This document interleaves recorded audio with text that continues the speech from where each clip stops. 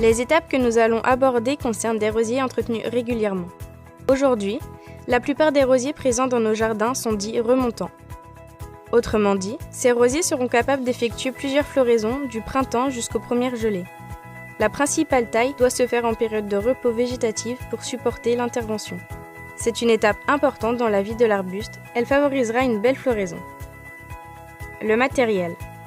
Pour réaliser cette prestation, vous aurez besoin d'un sécateur de force si vous devez couper des branches épaisses, d'un vaporisateur avec du désinfectant, type savon noir ou alcool à 70 degrés, d'un chiffon pour entretenir votre matériel.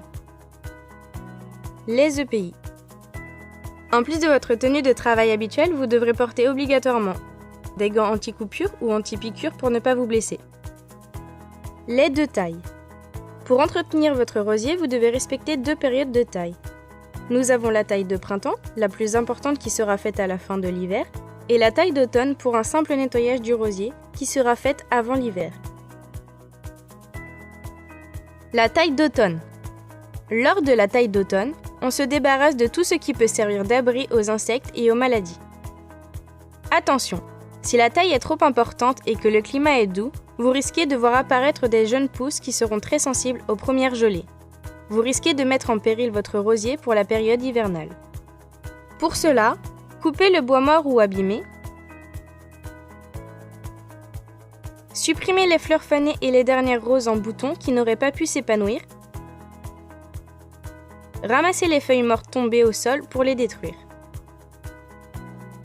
La taille de printemps. La taille de printemps se compose dans un premier temps d'une taille de nettoyage pour aérer l'arbuste.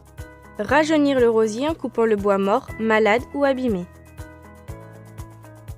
Supprimez les branches qui poussent vers l'intérieur ou qui s'entrecroisent afin de laisser la lumière y pénétrer. Conservez 5 branches charpentières maximum. Les branches charpentières sont issues du tronc. Et dans un second temps, d'une taille de floraison pour obtenir de belles fleurs.